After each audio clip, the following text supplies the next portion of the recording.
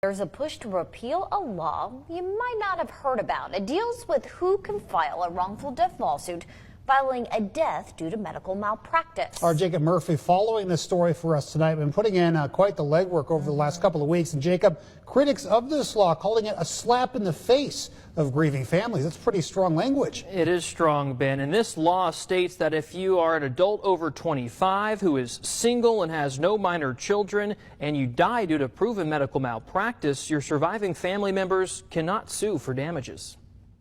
This was 100% preventable. Gainesville resident Sabrina Davis recalling some of the darkest days of her life when her 62-year-old father Keith checked into Brandon Regional Hospital in Hillsborough County for leg pain.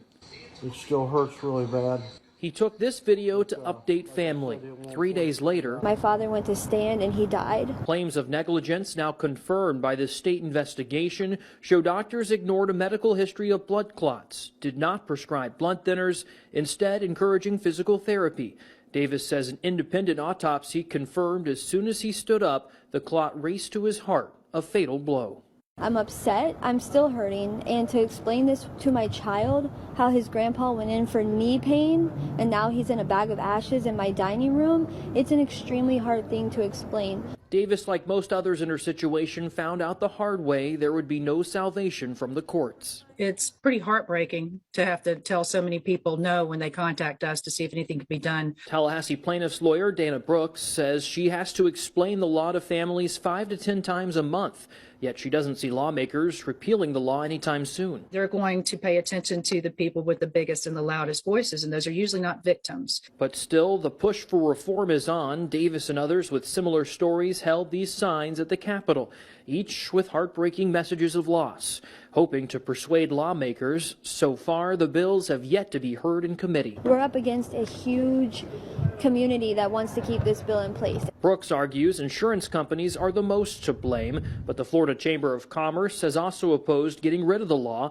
sending this email to lawmakers last year, threatening to lower their legislative grades. In a statement to WCTV, the chamber notes Florida's high medical malpractice insurance rates and healthcare staffing shortage. Supporters of the law say those could get worse if it's gone.